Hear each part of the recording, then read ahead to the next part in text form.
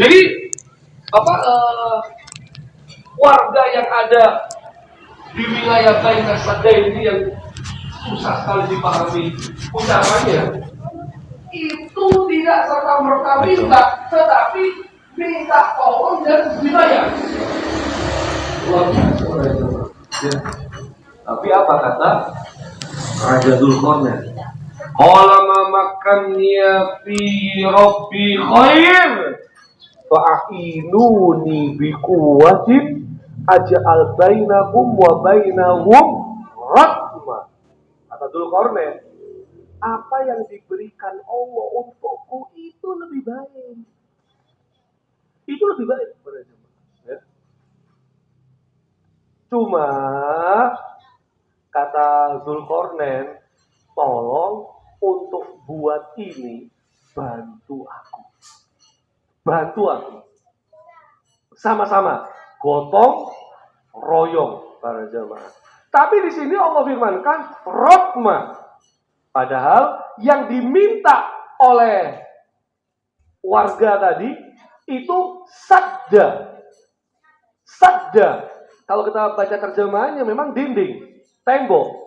Tapi kalau kita baca terjemahan yang rahmah, itu juga dinding, tembok. Tapi kalau kita buka tafsir berbeda, Pak. Karena memang lafadznya berbeda. Masyarakat di Baina Saddain itu mintanya sadda, dinding, tembok.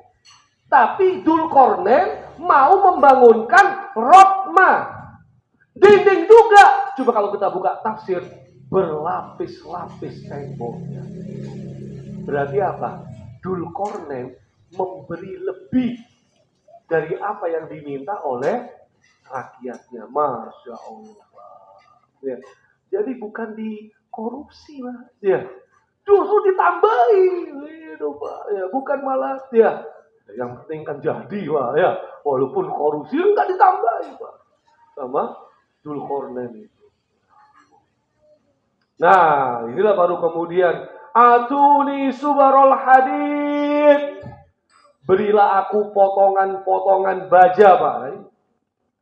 Ini kalau dikaji secara ilmiah, secara sains, kita harusnya tahu.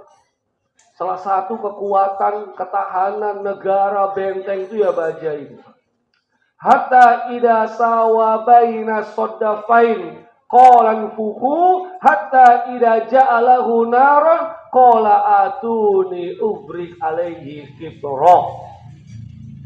Ketika besi yang sama rata dengan kedua puncak gunung itu, ya, berkata Dzulqarnain disuruh tiup. Kemudian dia berkata, berilah aku tembaga yang mendidih agar aku tuangkan ke besi panas ini. Jadi memang ini ada salah satu teknik para jemaah, ya. Mereka yang kuliah di metalurgi, jurusan metalurgi terkait masalah ketahanan negara, persenjataan para jamaah. Ini konsepnya. Al-Quran sudah memberikan keterangan. Kumpulkan besi-besinya untuk menyumbat celah tebing raksasa supaya Ya'juj dan Ma'juj tidak bisa masuk. Besinya ditiup sampai membara merah, kemudian dilapisi kitra untuk melaburi tembaga keemasan supaya jadi nempel erat besi-besi tersebut. Dan itu lebih bukan sabda tapi rahmah para jemaah. Nah, begitu udah jadi, Dzulqarnain mengatakan hada rahmatun min rabbi. Dinding ini ya adalah rahmat dari Tuhan. Fa idza jaa wa'du rabbi ja'alahu dakka wa kana wa'du rabbi haqqan. Apabila telah datang janji Tuhanku, maka dia akan menjadikannya hancur luluh, dan janji Tuhanku adalah benar. Dinding Dzulqarnain yang kuat ini tetap bisa hancur, tapi sesuai dengan izinnya Allah, supaya tidak kita tidak menyimpang dari apa yang Allah Subhanahu wa taala sudah tentukan, sudah takdirkan, ya, sunatullahnya seperti itu. Tapi ini menarik para jamaah. Kalau ada pemimpin model Dzulqarnain, yang pertama beliau mengatakan, "Ma makkaniya fi rabbi khair." Apa yang telah dikaruniakan Tuhanku kepadaku lebih baik. Kekuasaan itu fasilitas melayani, bukan alat memperkaya diri.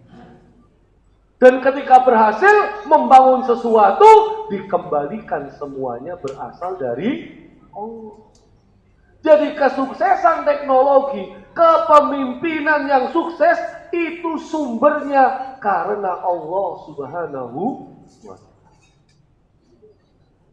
Jadi kalau kamu berkuasa, kamu tuh punya tugas melayani yang ada di bawah kekuasaanmu.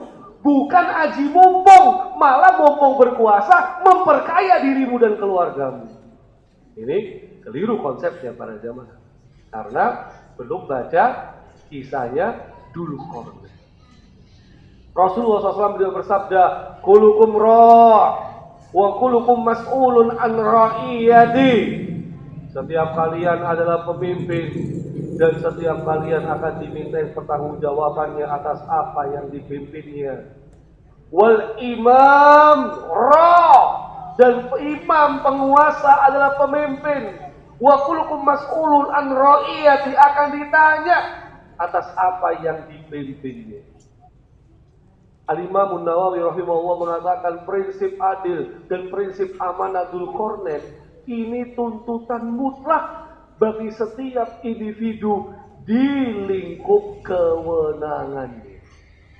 Baik dari lingkup terkecil diri sendiri, memimpin hawa nafsu dan ketaatan pribadi, maupun rumah tangga sebagai kepala keluarga, maupun istri sebagai pengatur rumah tangga, apalagi memimpin yang lebih besar, negara dan masyarakat, kepala negara, pengurus organisasi, tokoh publik dan lain sebagainya. Hadis Nabi yang terkenal, Rasulullah Muhammad SAW beliau bersabda, "Sab'atun yudilluhumullahu fi dilli yauma la dilla illa dillu." 7 golongan yang Allah Subhanahu wa Ta'ala berikan naungan pada suatu hari yang tidak ada naungan kecuali naungan dari Allah Subhanahu wa Ta'ala. Salah satu dari 7 golongan ini adalah al-imamul adil, imam pemimpin yang adil. Ibnu Hajar al-Asqalani beliau memberikan keterangan kenapa imam yang adil disebut pertama kali. Karena keadilan seorang pemimpin memancarkan dampak terluas ke seluruh lapisan rakyat. Meneladani Dzulqarnain yang adil kepada peradaban barat, peradaban timur, dan tengah bumi tanpa diskriminasi. Ya. Adil. Kalau adil yakin gak ada yang mau ngibarkan bendera lain selain bendera kita tercinta Indonesia. Kalau adil yakin gak ada daerah yang masih bangga mengibarkan bendera lain selain bendera yang kita cintai itu. Ya, pokoknya bukan bendera One Piece aja para jemaah ya. Kayaknya udah gak ada bendera One Piece.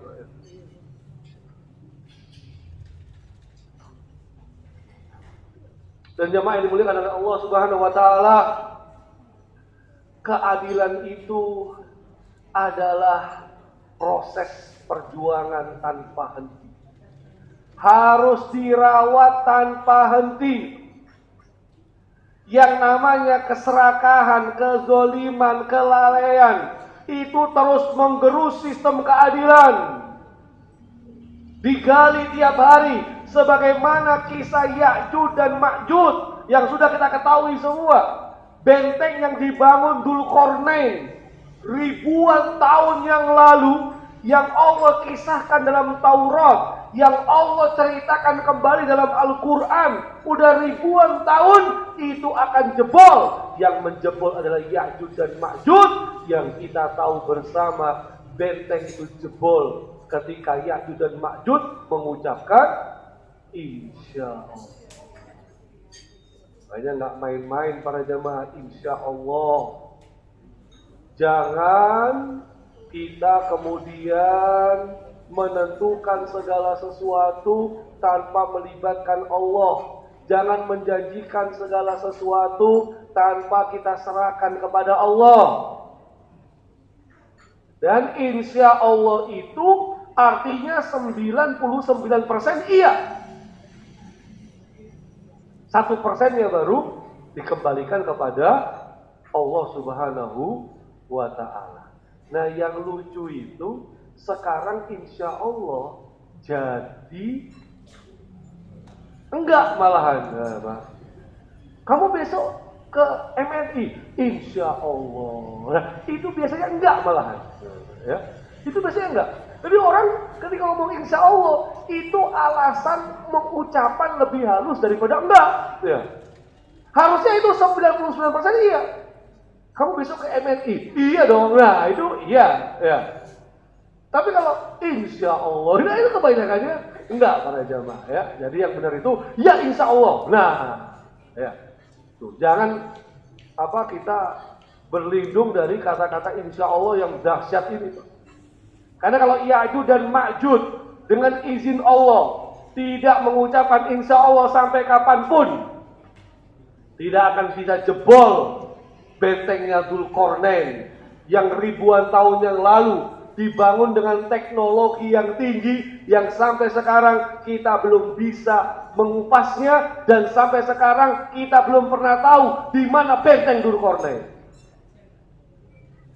Ya walaupun ada semacam analisa, ya. Benteng Dzulqarnain itu para jamaah, di mana benteng ada banyak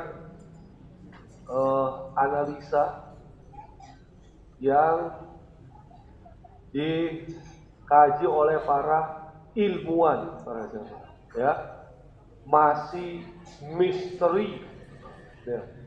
Walau ada yang mengatakan, salah satu tafsir klasik Pak, benteng Dzulqarnain itu ya tembok besar Cina itu benteng Dzulqarnain. Makanya salah satu tafsir mengatakan Ya'juj dan Ma'juj itu orang Cina. Wah, itu Pak, ya kan? Genghis Khan itulah Ya'juj dan Ma'juj, itu salah satu tafsir. Tapi walaupun sepertinya para jamaah ya, itu yang lebih mendekati karena wilayah pegunungan yang bentuknya besi-besi itu ada di kawasan Kaukasus ini, ya. Kawasan Kaukasus, Rusia, Armenia, Azerbaijan. Ini yang disinyalir para jamaah, ya. Termasuk wilayahnya Ya'juj dan Ma'juj.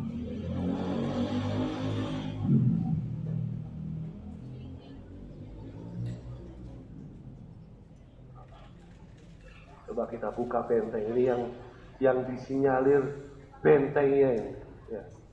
Bener apa enggak? Kalau bener kan para jamaah perlu main-main ke sana supaya ketahuan hebatnya.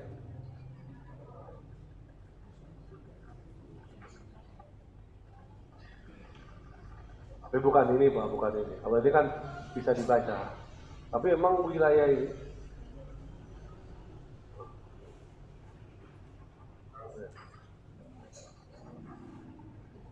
jadi memang wilayah-wilayah pegunungan yang kokoh-kokoh itu wilayah sana para jamaah. Daerah Kaukasus, Armenia, Rusia, dan lain sebagainya. Disinyalir Ya'juj dan Ma'juj ada di situ, sekitar situ pokoknya. Pegunungannya yang benar-benar kokoh-kokoh para jamaah, ya.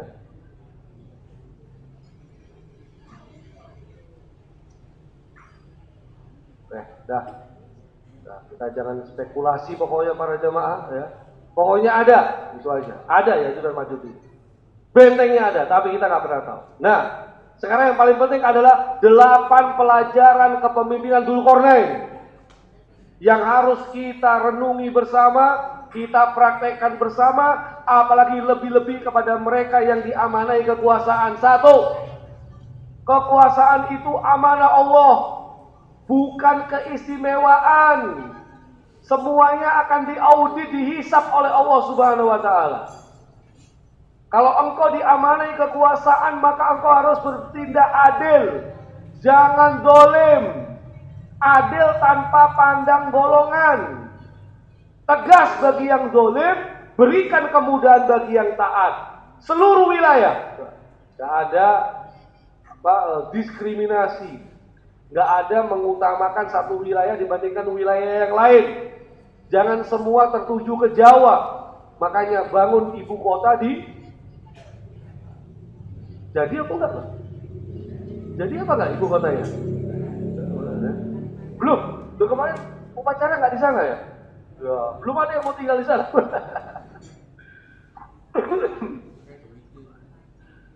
Nah, menolak keuntungan pribadi. Dzulqarnain anti ngambil dari rakyatnya, anti mengambil keuntungan dari rakyatnya, anti menolak upah dari rakyatnya. Makanya lagi rame ini. Pemerintah kok buka donasi tuh, ya? Rame. Musibah. Ternyata pemerintah juga buka donasi. Duitnya habis. Ya nggak apa-apa juga sih kalau buka donasi kan biasanya nggak umum. Ya pemerintah itu kan ada dana-dana untuk bencana darurat kan gitu Pak ya. Itu yang semua dikumpulkan dari pajak rakyat kan gitu Pak ya. Lah ini kok masih buka donasi lagi, udah kayak masjid aja. Kayak lembaga kemanusiaan aja Pak. Giliran nerima bantuan dari luar, mau nerima apa enggak? Nah, tapi kalau donasi masih mau, nah ini kan jadi nggak cocok gitu Pak ya. Ya mungkin ada pendapat lain lah ya. Kita nggak pernah tahu. Disuruh, diminta bangun sakda, benteng tembok, dibangunkan rotma. Silakan cek ayat Qur'annya itu. Benteng tembok yang lebih berlapis. Rakyat minta 50, dikasih 100 sama Dzulqarnain. Masya Allah. Ya kan? Rakyat minta makan dikasih MBG. Ya. Memanfaatkan teknologi dan SDM. Maaf ya. Ini saya masih belum tahu tafsir sainsnya, tapi Syekh Yusuf Al-Qaradawi memang sempat memberikan keterangan bahwa umat Islam tuh jangan jauh dari teknologi. Karena Quran itu ada surat namanya Al-Hadid, besi. Kita harus memanfaatkan ilmu tentang metalurgi itu para jemaah. Tapi yang juga perlu dicermati adalah kalau terlalu harus diam-diam Pak. Karena kalau Amerika tahu nggak boleh, sama Amerika para jemaah ya. Kalau bangun-bangun yang begitu Pak nggak boleh. Berikutnya, kerendahan hati di puncak, Masya Allah para jemaah ya. Semua hasil keberhasilannya bukan klaim, itu saya yang buat. Itu kalau nggak ada saya bukan, semuanya dikembalikan kepada Allah. Ya. Dan beliau sadar apa yang saya buat ini nggak mungkin ibadah, nggak mungkin abadi, pasti ada masa jangka waktunya. Dengan izin Allah, walaupun sehebat apapun teknologi yang telah dikembangkan, diciptakan untuk kebaikan manusia, pasti ada masanya. Kurang 4 menit. Saya 5 menit, sama. Pelayanan lintas skala. Kepemimpinan bukan hanya dominasi elit, tetapi kepemimpinan adalah pelayanan yang merata dari rumah tangga sampai kancah negara. Semua jadi pemimpin, kulukum roh. Dan yang 8, belusukannya bukan belusukan kampanye, belusukan Qur'ani. Turun langsung mendengar keluhan masyarakat dan langsung ngambil tindakan. Bukan turunnya buat bagi-bagi, jangan lupa pilih saya. Bukan para ya. Nah, dari hotma yang dibangun oleh Dzulqarnain, kita ke benteng kedaulatan Republik Indonesia. Karena kita punya 4 amanah para jemaah. Alinea keempat UUD 45, melindungi segenap bangsa dan tumpah darah, memajukan kesejahteraan umum, mencerdaskan kehidupan bangsa, melaksanakan ketertiban dunia, mencegah anak-anak supaya nggak stunting dengan apa? MBG. Kok lagi-lagi MBG para jemaah ya? Bung Hatta itu pernah ketika wafatnya ada guntingan iklan sepatu impiannya sampai meninggal. Guntingan sepatu impiannya itu nggak pernah terbeli. Karena beliau menolak menggunakan fasilitas dana negara untuk kepentingan pribadi. Bung Hatta. Perlu digali kisah-kisah Bung Hatta. Karena selama ini lebih banyak kisah Bung Karno padanya. Bung Hatta pun. Jadi sebagaimana Dzulkarnain menolak harta rakyatnya, para pendiri penjaga bangsa mewariskan keteladanan, kekuasaan, ruang pengorbanan, bukan ladang pencarian. Dan kita punya celah para jamaah, benteng kita bisa jebol ini. Ketidakadilan ekonomi, penyalahgunaan jabatan, kelalaian generasi muda, ini bisa menjebol benteng kedaulatan NKRI. Mulai dari mengabaikan pemerataan, korupsi gratifikasi, kegagalan merawat nilai moral. Coba lihat, anak itu anak muda Pak, walaupun LGBT, yang men-challenge, ayo baca Quran, hafal surat Ad-Duha, tak kasih hadiah, miras, itu anak muda. Ya. Berarti Ad-Duha hanya sekedar dihafal, tapi belum sampai merasuk ke dalam jiwa anak-anak muda kita. Naudzubillah para jemaah, jangan sampai. Ya. Quran dihafal, tapi belum. Bagaimana asbabun nuzul Ad-Duha itu para jemaah? Ayat favorit yang kita baca waktu subuh. Dan terus para jemaah, ya, ini pilarnya ilmu adil solih pokoknya Pak. Ya, panutan kepemimpinan Dzulkarnain ini harus jadi panutan sampai hari kiamat. Apa? Berilmu adil solih. Gitu. Berilmu adil solih. Jurnal ilmiah, pokoknya kalau keadilan Quran dalam dimensi ekonomi dan sosial itu dilaksanakan, bangsa ini akan stabil. Bangsa ini akan stabil. Dan keadilan sosial bagi seluruh pejabat Indonesia, rakyat Indonesia para jamaah, ya harus diperkuat. Gak boleh kekayaan hanya dinikmati sebagian golongan, kemerdekaan hanya dinikmati sebagian golongan. Banyak video, kenapa gak ngibarin bendera Pulo Dereng Merdeka? Ya kan para jamaah. Ya. Jangan sampai ada kata-kata siapa yang jajah kita dulu, Portugis, Spanyol, Belanda, Jepang, terus siapa? Ada yang bilang pemerintah sendiri. Jangan sampai para jemaah, ya. Maka muhasabah, sudahkah kita berlaku adil tanpa membedakan keuntungan pribadi dalam kapasitas kita sebagai pemimpin terkecil maupun terbesar? Dan gimana mengisi kemerdekaan ini para jemaah? Silakan 8 langkah praktis, ya. Dari terkecil, tolak gratifikasi, distribusikan zakat, ya.